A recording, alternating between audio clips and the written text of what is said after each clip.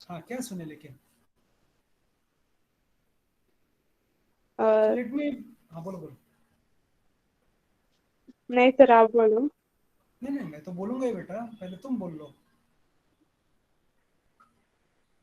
तो वो जो लाइट पास होती है, फिर वो डिफरेंट कलर्स में ट्रांसमिट होती, सर, ऐसा कुछ। ओके, देखिए, पहली बात हम लोग, let's use some words today. मैं लेट मी बेटा, आज स्पेक्ट्रोस्कोपी के बारे में पढ़ते हैं। ये जानते हैं ये फिजिकल का ही जरूरी नहीं है, ये हम लोग यहाँ पे वर्ड सीखने जा रहे हैं। स्पेक्ट्रोस्कोपी, प्लीज रिमेम्बर, आप लोग एनालिटिकल में ये वर्ड नहीं सुने अभी तक, स्पेक्ट्रोस्कोपी। सुने हैं सर। सुने सर। देखिए यहाँ पे क्या होने वाला है now, in any spectroscopy you will have a light source. Okay, now light source क्या करेगा आपको, लाइट देगा। Now, when you have this light, think of this light as a, according to quantum mechanics, light are composed of discrete Qantas. particles. Discrete particles quanta होते हैं, quanta already plural है सोनाली। हाँ sir. Quantum, quantum उसका singular है। तो हम लोग जो लाइट है, ऐसे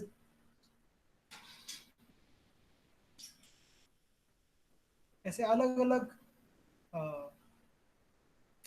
पार्टिकल आ रहे हैं, ऐसा सोच सकते हैं। ओके, ठीक है।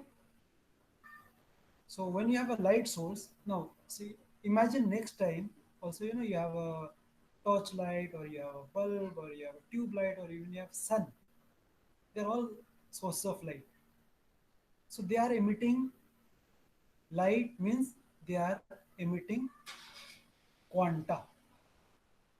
अब हर एक क्वांटम, हर एक जो एक एक जो पार्टिकल है, इसका एनर्जी अलग हो सकता है, या जरूरी नहीं है अलग हो, एनर्जी सेम भी हो सकता है। लेकिन हर एक क्वांटम का एक पर्टिकुलर एनर्जी होता है। क्या होता है, एनर्जी होती है।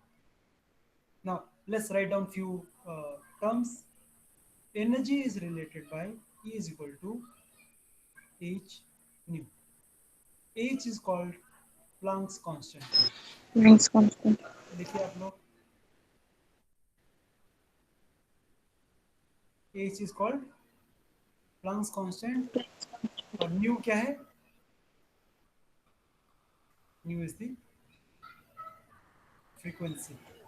Frequency. So the first thing that we learn is, as you increase the frequency, energy increases. increases। क्योंकि अगर, अब ये तो एक कांस्टेंट है, अगर ये नंबर बड़ा होगा तो ये नंबर बड़ा हो जाएगा, अगर ये नंबर छोटा होगा तो ये नंबर छोटा हो जाएगा। So as frequency increases, energy increases। Increases. Increase. As frequency decreases, energy decreases। Decreases. Decrease.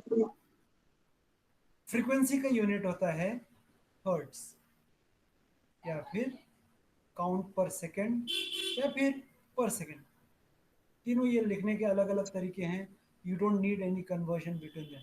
So if any light has a frequency of 5000 hertz, please remember I can write this as 5000 counts per sec cycles per second, or 5000 per second। तीनों एक ही number है। So when I change this unit, I don't have to change this value. So if a light has a frequency of 500 hertz, 5000 hertz, उसका energy हम लोग कैसे calculate करेंगे, multiplied by, multiplied by, यहाँ पे लिखा है। सो किससे मल्टीप्लाई करेंगे फ्रीक्वेंसी को, प्लैंक्स कांस्टेंट से। प्लैंक्स कांस्टेंट से। तो अभी अगली बात है कि आपको प्लैंक्स कांस्टेंट का वैल्यू मालूम होना चाहिए। वो वैल्यू है आप लोग को ये 6.0, 6.62। सिक्स हाँ point yes sir, six two six point six six two six into. अब ये 10 में यहाँ पे कुछ नंबर आएंगे। अगर -34 यूज किया, it is joule second. 10⁻27 use किए, it is erg second. Value same, आप लोग ये लिखो, ये वैल्यू तुम लोगों को मालूम होना चाहिए। अब ये डिपेंड करता है कि कौन सा वैल्यू यूज़ करना है, ये यूज़ करना है कि ये यूज़ करना है, डिपेंड करता है कि तुम एसआई पे काम कर रहे हो कि सीजीएस पे काम कर रहे हो। अगर एसआई पे काम कर रहे हैं, I will use 10⁻34 because joule में आएगा। अगर सीजीएस में काम कर रहे हैं तो हम लोग 10⁻27 यूज 27. करेंगे 27. और आंसर ऑक्स में आएगा। So let's find out the energy of a light. A light यानी I'm talking about one quantum. इस क्वांटम का फ्रीक्वेंसी कितना है? 5000 हर्ट्ज। लेट्स से 5000 की जगह पे लेट्स कॉल दिस, इसका इस let's say 5 into 10⁻14 hertz. Please calculate the energy both in SI unit as well as CGS. चलो चलो जल्दी करो। Energy of a photon of a light, right, whose frequency is 5 into 10⁻14 hertz, उसका आप energy निकालेंगे। Energy निकालने के लिए हमारे पास फॉर्मूला क्या है? E is equal to h nu। h is your Planck's constant, nu is your frequency। आपको फ्रीक्वेंसी दिया है तो आपको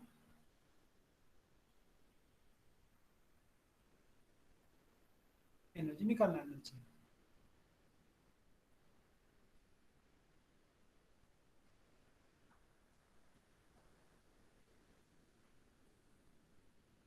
सोनाली हुआ बेटा? हाँ sir, 3.313 into 10⁻⁻19 in SI system. Joule, फिर वो जूल में आएगा, एसआई में जूल, जूल में हो जाएगा। सो what is the energy? 3.3 3 into 10 10 raised to 10 raised minus. to minus minus 19 19. Joule. और मैं यही से बता देता हूँ, -12 होगा, क्योंकि अर्ग और जूल में 10⁻7 का फर्क रहता है। यहाँ पे भी देखो 10⁻7 का फर्क है, यहाँ पे भी 7 का फर्क होगा, ये अर्ग होगा। ओके, तो अगर आपको फ्रीक्वेंसी दिया है, आपको एनर्जी निकालना आएगा? Yes no? Yes, sir. Yes sir. अगर आपको एनर्जी दिया तो आप फ्रीक्वेंसी निकाल पाएंगे? Yes, sir. Yes sir. अगला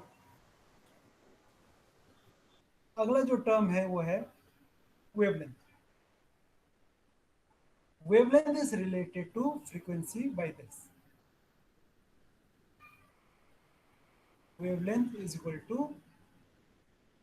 speed of light divided by frequency. So what will be frequency is equal to now? Frequency also will be equal to, क्या होगा बोलो?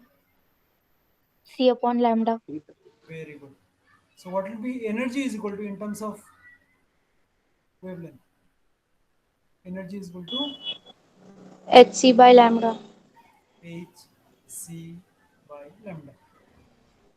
तो अभी देखो एनर्जी और वेवलेंथ ऊपर नीचे। So as wavelength increases, energy Decreases. Decrease. decreases। अभी उल्टा हो जाएगा। As wavelength increases, frequency Decreases. Decreases. frequency decreases, wavelength increases, energy decreases। As wavelength decreases, frequency will Increase. increase, energy will Increase. increase। h हमारा वही Planck's constant है। c is speed of light and this has a value of 3 into 10 raised to 8। अगर SI हुआ तो it will be metre पर second. अगर CGS हुआ तो 10 raised to 10 सेंटीमीटर पर second. CGS। Don't mix units हम लोग एसआई में काम करेंगे तो एसआई में काम करेंगे, सीजीएस में काम करेंगे तो सीजीएस में काम करेंगे। हम लोग एक दूसरे से यहाँ का थोड़ा सा सीजीएस और वहाँ का थोड़ा सा एसआई वो नहीं चलेगा।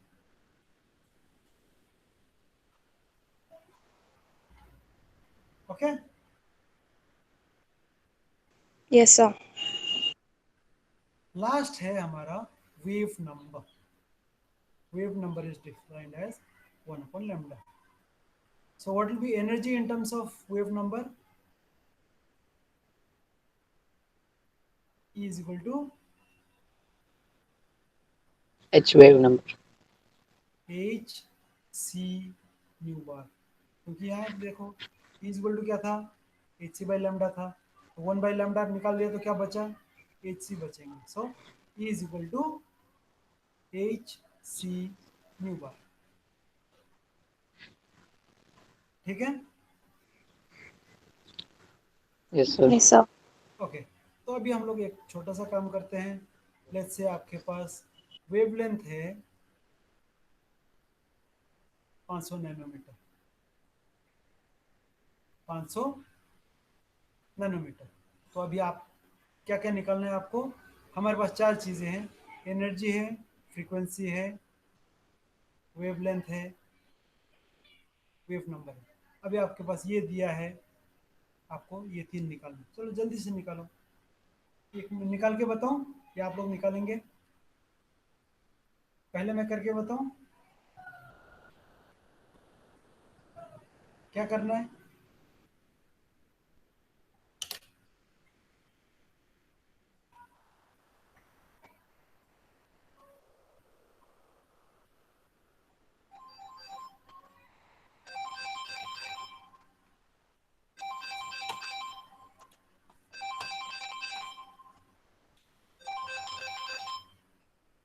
हेलो। हाँ। मैं अविनाश सर बोल रहा हूँ पूना कॉलेज से। आपने एमएससी के लिए फॉर्म भरे ना, तो हाँ, तो आपका ये मैंने अभी फॉर्म अप्रूव कर दिया है।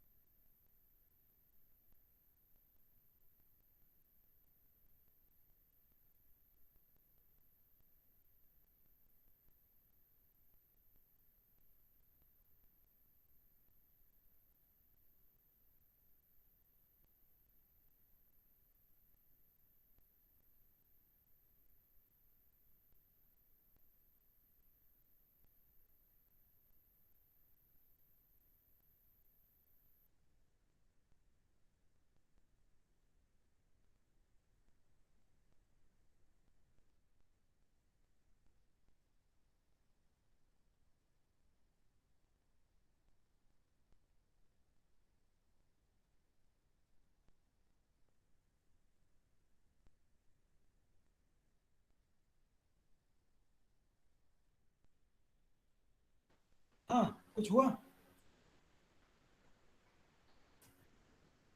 हेलो। Yes, sir. कर रहे हैं कि मैं करूं। So हो गया. ओके, बताओ। So frequency है 6 into 10 raised to power 14. 6 into 10⁻14 unit के साथ बोलो बेटा। Per second. हर्ट्स। हाँ, आगे।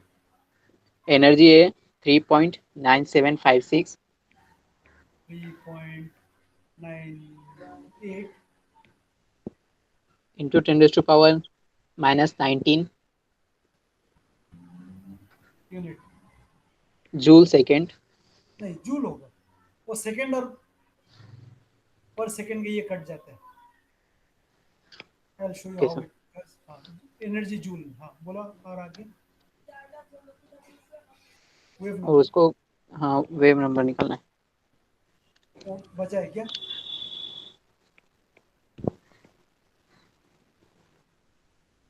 So wave number is 2 बोलो into 10 raised to 6 per centimeter. 62 into 10 raised to, So 6 to नहीं, so only 2 into 10 raised to 6. Okay. हम लोग ना ये कौन है, सबिया है क्या? Yes sir. हम लोग वेव नंबर जो है ना बेटा 10 रेस टू के हिसाब से नहीं लिखते हैं, बड़ा नंबर बताओ।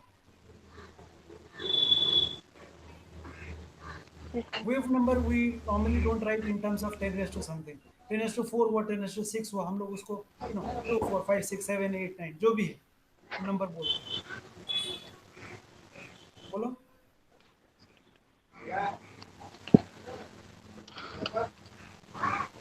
20,000 हाँ,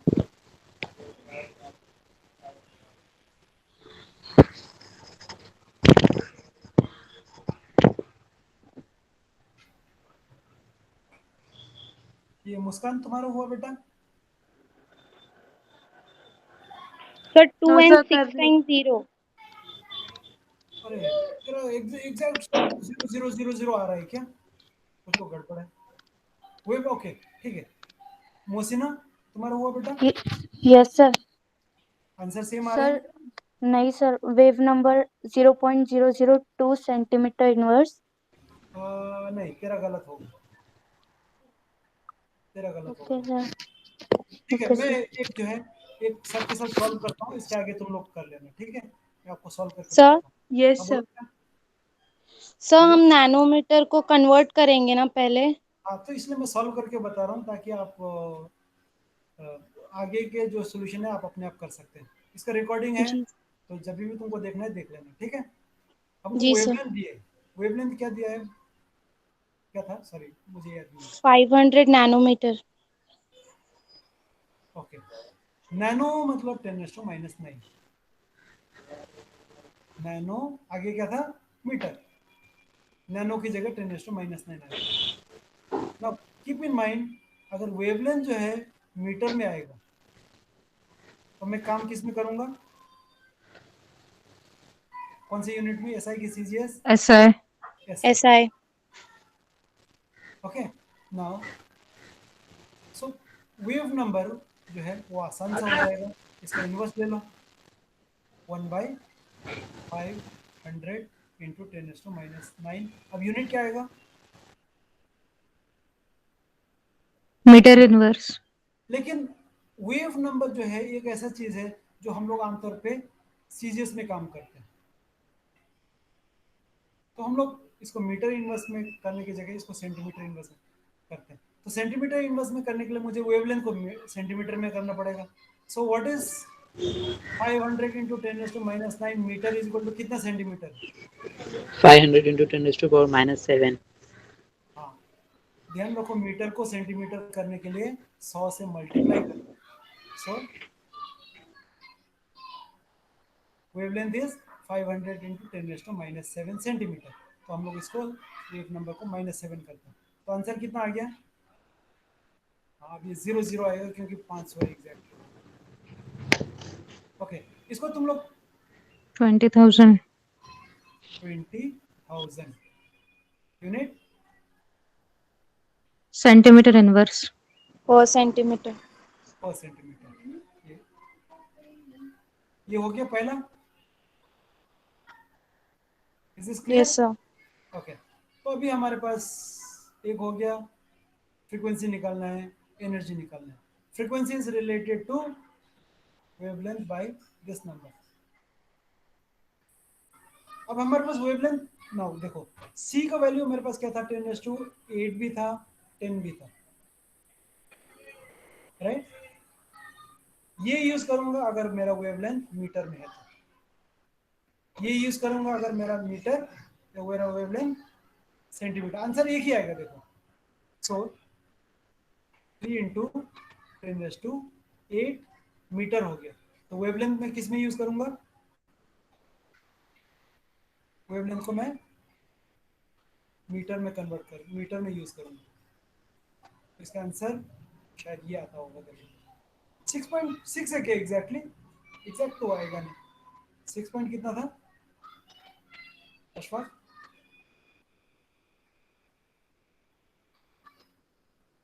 सर 6 ही था। ये नंबर एग्जैक्ट 6 आता है। 3/500। हाँ 500 ना, 0 हो जाएगा तो 6 आएगा। ठीक है, तो ये तुम्हारा फ्रीक्वेंसी। यहाँ तक सबको समझ में आया? Please keep this in mind that wavelength तुमको किसी भी यूनिट में दिया हो, या तो आप उसको मीटर में कन्वर्ट करेंगे या फिर सेंटीमीटर में कन्वर्ट करेंगे। जहां तक होता है मीटर में रहने दो, तो सब तुम्हारा एसआई में हो जाएगा। Final is energy. तो अगर जूल में करना है तो it will be 6.626 into 10⁻34। Frequency क्या था? 6 into 10⁻14 hertz.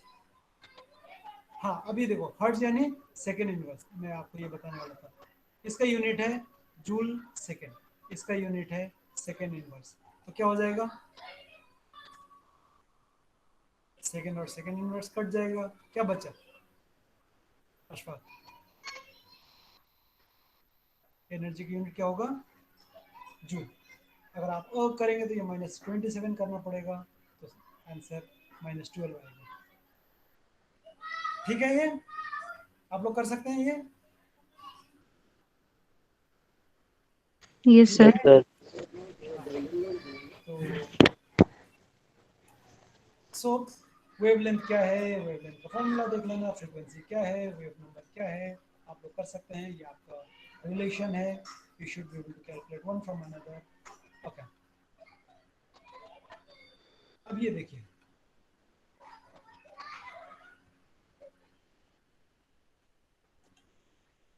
now an atom or a molecule has fixed certain energies. Suppose this is E1, E2. Suppose E1 has some amount of energy. Let's talk in terms of, let's say, energy का unit क्या है? Hertz. Energy का unit क्या है? Joule. Joule. Sorry sir. Joule. Energy की unit क्या है? Joule. किसमें? एसआई। साई। सीजीएस में अर्ग। अर्ग। ओके। या तुम्हारे एनर्जी फ्रीक्वेंसी का यूनिट हर्ट्ज। हर्ट्ज। और यहाँ पे भी हर्ट्ज है। फ्रीक्वेंसी एक ऐसा चीज है जिसका दोनों में यूनिट सेम है। वेवलेंथ का एसआई में मीटर। यहाँ पे centimetre. Centimetre. Wave number will be metre inverse centimetre inverse. लेकिन हम लोग को ये मालूम है कि ये जो 4 थिंग्स है they can be converted from one two another, right? ठीक है, इसलिए हम लोग यहाँ पे हम लोग आगे जाके यूज करने वाले हैं। A light has an energy of, ऐसा देखो, energy of 2.13 centimetre inverse. Question क्या बोल रहे हैं? लाइट का ये क्या है? एनर्जी। लेकिन ये क्या एनर्जी है क्या? वेव नंबर है। वेव नंबर है। तो हम लोग यहाँ पे ये दिस एन अलाउड यूसेज कि हम लोग वेवलेंथ बोलेंगे, वेव नंबर नहीं बोलेंगे। ऐसा बोलेंगे लाइट जिसका एनर्जी 600 नैनोमीटर थी। 600 नैनोमीटर यानी साफ बात है कि हम लोग we are talking about the wavelength, right? लेकिन we will call it 600 nanometer as its energy because I can always calculate the energy. Is this clear? ठीक है? Yes sir. Okay. Yes sir. तो अभी यहाँ पे देखिए, so now you have this. हाँ, मैं आपको एक्चुअली स्पेक्ट्रोस्कोपी क्या है बता रहा हूँ। तो हम लोग जो ये वर्ड यूज करते हैं, देखो, colour, colour depends on this thing. Obviously एक भी चीज चेंज होता है तो बाकी चीजें अपने आप चेंज हो जाता है, right? So colour is nothing but wavelength, colour is nothing but frequency, colour is nothing but energy, colour is nothing but wavelength. तो हम लोग जब बोलते हैं कि एक लाइट है, फोटोन है, क्वांटम है, जिसका कलर लाल है और इसका कलर ब्लू है, यानी क्या हो रहा है, दोनों में क्या फर्क है? When I say red light and blue light, what is the difference between those two lights? Sir difference उनकी बिटवीन एनर्जी, हाँ, उनके एनर्जी में डिफरेंस है, उनके फ्रीक्वेंसी में डिफरेंस है, उनके कलर में डिफरेंस है, उनके वेव नंबर पे डिफरेंस है। Is this clear? Yes sir. Okay, अभी यहाँ पे देखिए। सो मैं आपको स्पेक्ट्रोस्कोपी के बारे में बता रहा था। You have this spectroscopy में you always need a light source. Light source के बगैर स्पेक्ट्रोस्कोपी होता नहीं।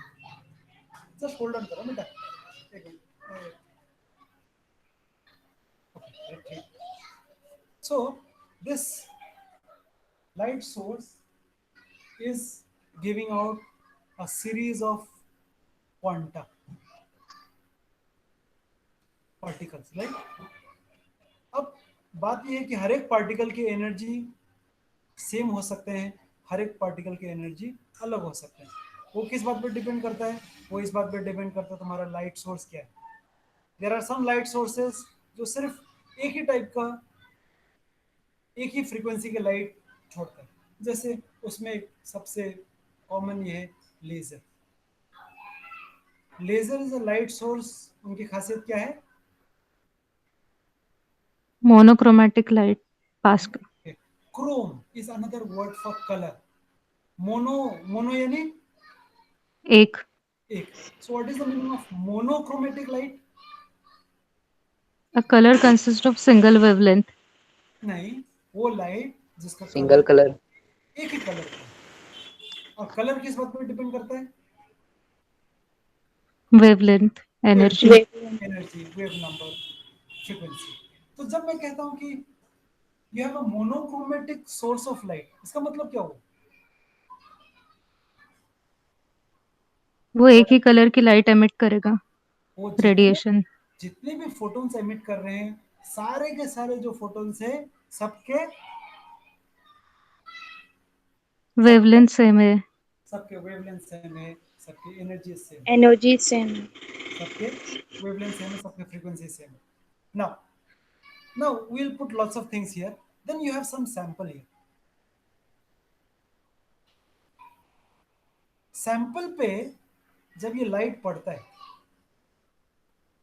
यानी लाइट यानी आप समझो सब एनर्जी पड़ रहा है।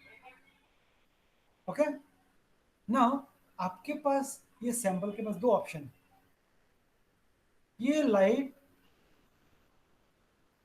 सैंपल के साथ कुछ भी इंटरेक्ट नहीं करता है, तो वो लाइट का क्या होगा? वो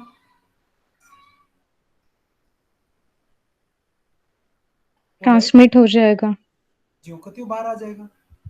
तो अगर देर इज नो इंटरेक्शन,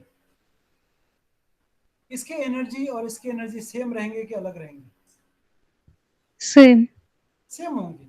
तो अगर ये एनर्जी और ये एनर्जी सेम रहा तो हम लोग क्या बोल सकते हैं?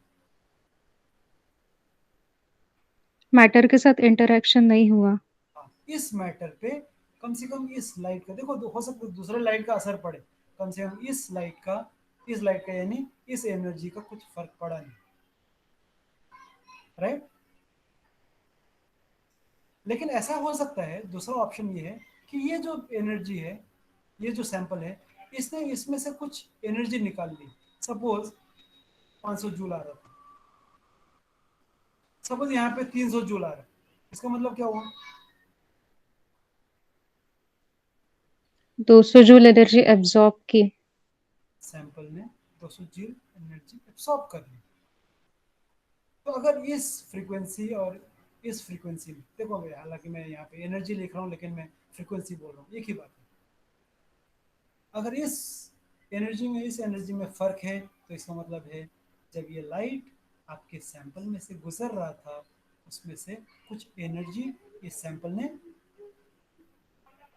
एब्सॉर्ब कर ली। ओके, तो स्पेक्ट्रोस्कोपी में what we see is the, now this is what is basically the, अगर एक सेंटेंस में अगर if I have to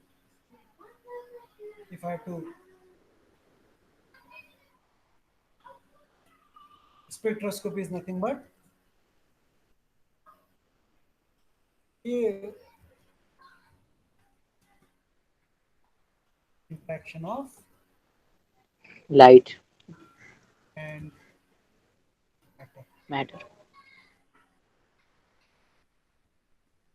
Study of. This is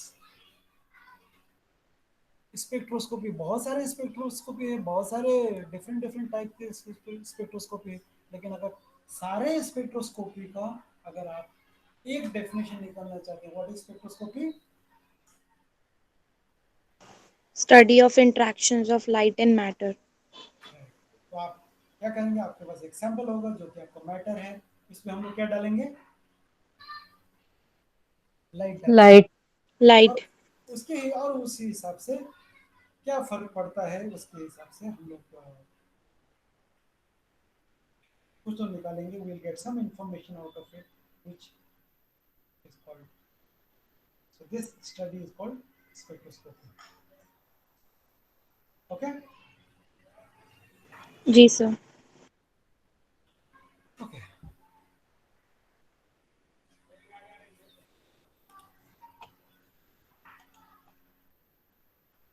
हाँ, अभी आप अगला क्वेश्चन ये है कि मैंने ये कहा था कि कुछ लाइट एब्सॉर्ब किया या कुछ एनर्जी एब्सॉर्ब किया, right? Now the question is why some energy is absorb.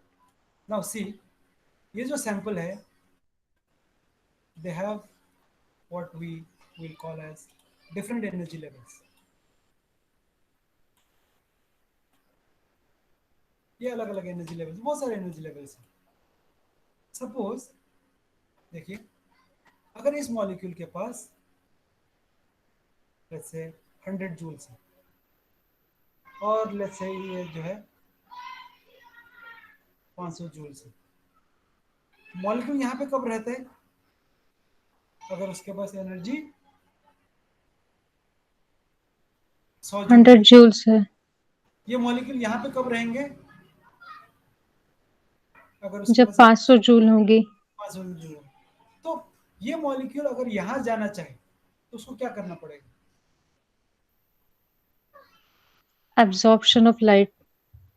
Absorption of energy है ना बेसिकली। कितने एनर्जी एब्सॉर्ब करेगा?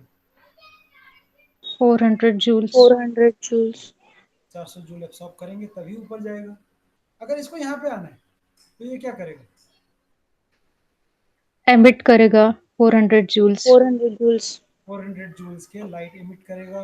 अगर यहाँ से यहाँ गया तो 400 जूल के लाइट एब्सॉर्ब करेगा। Absorb करेगा।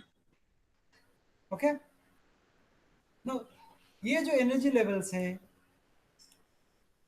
डिपेंडिंग ऑन हम लोग कौन से एनर्जी टाइप के, कौन से टाइप के एनर्जीज के बारे में बात कर रहे हैं, ये जो डिफरेंस है बहुत छोटा हो सकता है, बहुत बड़ा हो सकता है। ठीक है,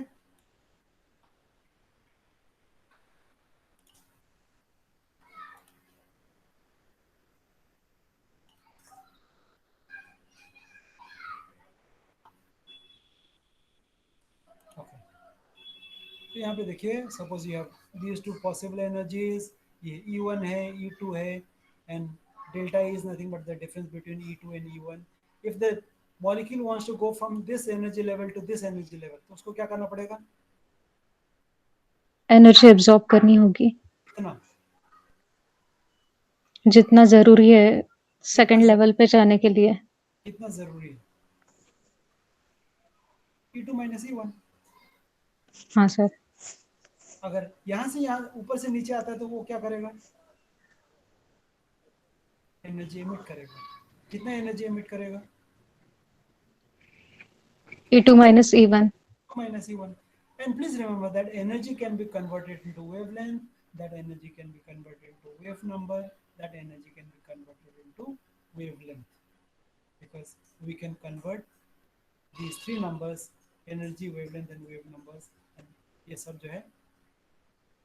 What is Angstrom?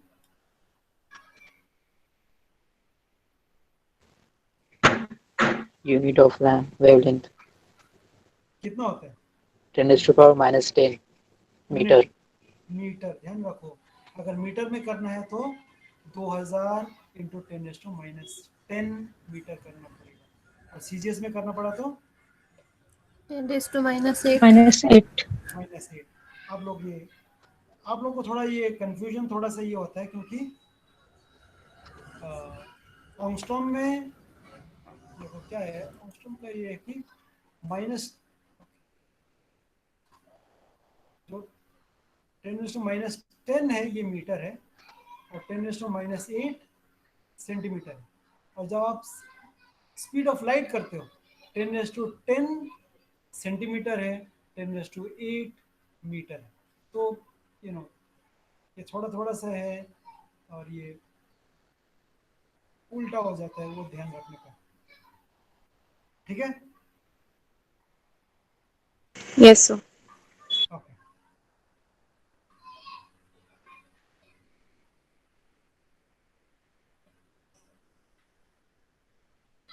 ओके, तो ये हो गया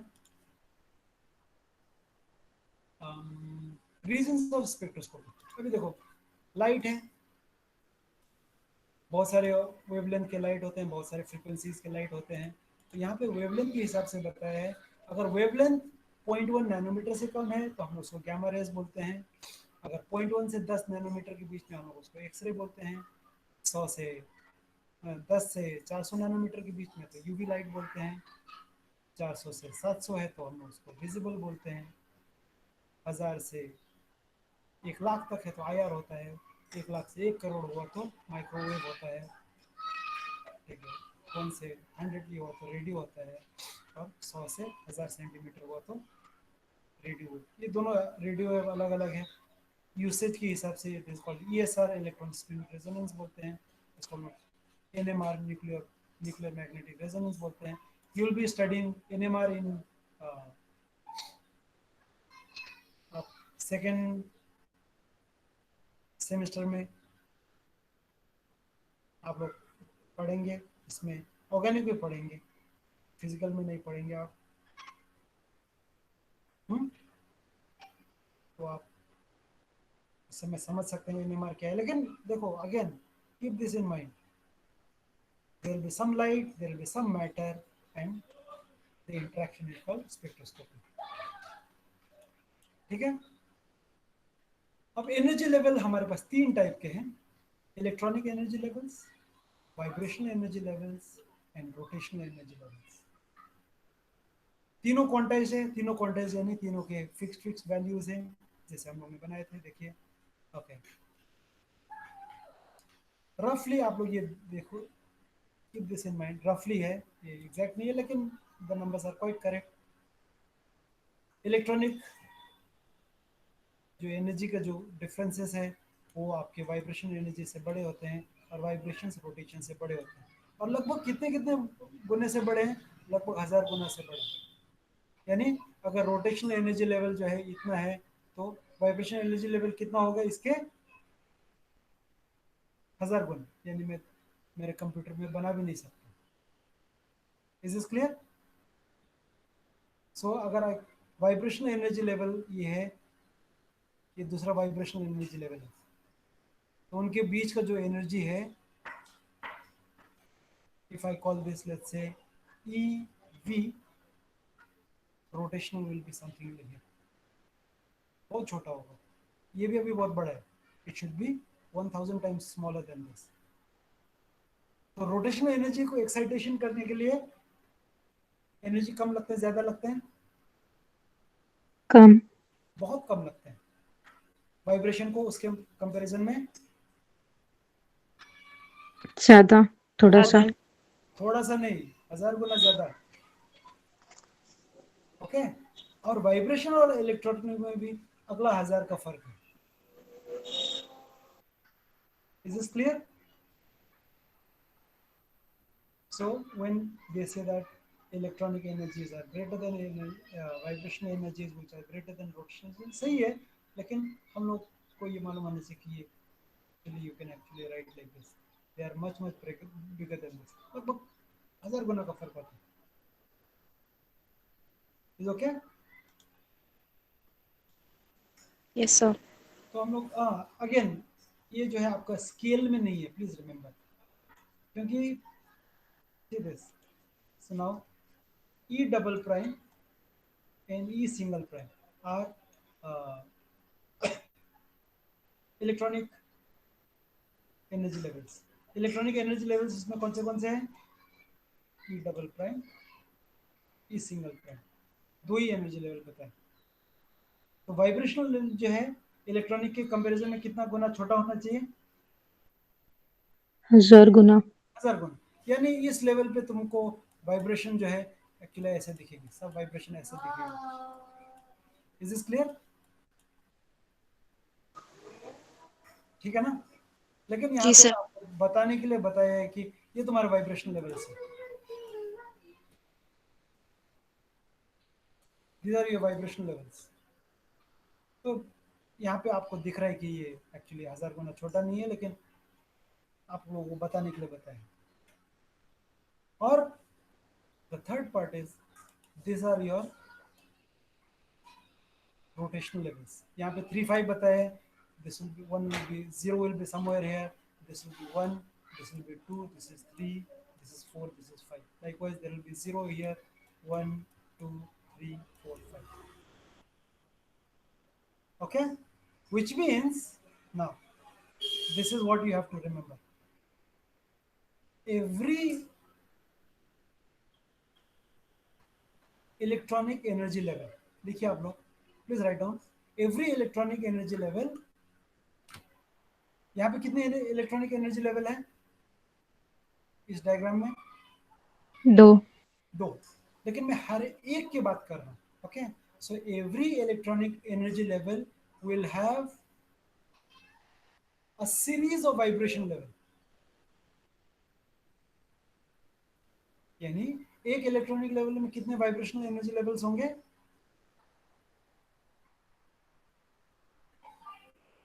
कितने? बहुत सारे. और हर एक वाइब्रेशनल लेवल में तुम्हारे पास बहुत सारे रोटेशनल एनर्जी लेवल्स होंगे.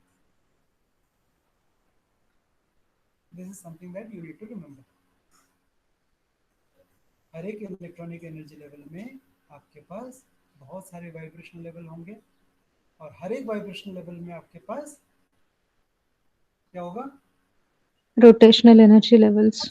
Rotational energy level. सारे. तो इसका मतलब है कि हर एक इलेक्ट्रॉनिक एनर्जी लेवल में तो बहुत ज्यादा रोटेशनल लेवल्स होंगे ना. Is this clear? Yes sir. और दूसरी बात, रोटेशनल एनर्जी लेवल्स के एनर्जी गैप बहुत छोटे होते हैं. वाइब्रेशन के एनर्जी गैप उससे लगभग 1000 गुना होता है. ये नंबर बाद में कभी काम आएगा. और इलेक्ट्रॉनिक एनर्जी लेवल जो है उससे लगभग 1000 गुना ज्यादा होता है. Is this clear? Yes sir. Okay. और अब ये दूसरी बात ये है कि हम लोग इलेक्ट्रॉनिक एनर्जी लेवल्स को we denoted by E single prime, E double prime. और जहां पे भी डबल प्राइम आता है, प्लीज रिमेंबर, इसका एनर्जी कम होता है, सिंगल प्राइम का एनर्जी ज्यादा होता है. वाइब्रेशन एनर्जी लेवल ये गलत है. This should be small v. Vibrational energy levels are denoted by v single prime, v double prime. Okay, please make this small v. ये कैपिटल ई सही है, ये कैपिटल जे सही है, ये गलत है. So vibrational energy levels are denoted by what? Small v. v single prime and v double prime. इसमें एनर्जी किसका कम होगा? V double prime. Double prime हमेशा. And the rotational energy levels are denoted by j single prime and j double prime. Okay, तो यहाँ पे ये आप लोग पढ़ लेना। If the excitation is between electronic energy level, तो हम आमतौर पे यूवी या विजिबल पे होते हैं, तो हम लोग उसको स्पेक्ट्रोस्कोपी को क्या बोलते हैं, यूवी विजिबल स्पेक्ट्रोस्कोपी या फिर इलेक्ट्रॉनिक स्पेक्ट्रम। वाइब्रेशनल लेवल्स के वाइब्रेशनल एनर्जी लेवल्स के बीच में अगर एक्साइटेशन होते हैं, उसके लिए हम लोग कौन से लाइट लगते हैं, इंफ्रारेड। तो हम लोग उस स्पेक्ट्रोस्कोपी को या तो फिर इंफ्रारेड स्पेक्ट्रोस्कोपी बोलते हैं या फिर वाइब्रेशनल स्पेक्ट्रोस्कोपी बोलते हैं, दोनों एक ही बात। और लास्ट, रोटेशन जहाँ पे होता है वो आमतौर पे माइक्रोवेव पे होता है। ओके, सो रोटेशनल स्पेक्ट्रोस्कोपी का दूसरा नाम क्या है, माइक्रोवेव स्पेक्ट्रोस्कोपी। वेव री ओके यस सर। ओके, तो हम लोग आगे चलते हैं।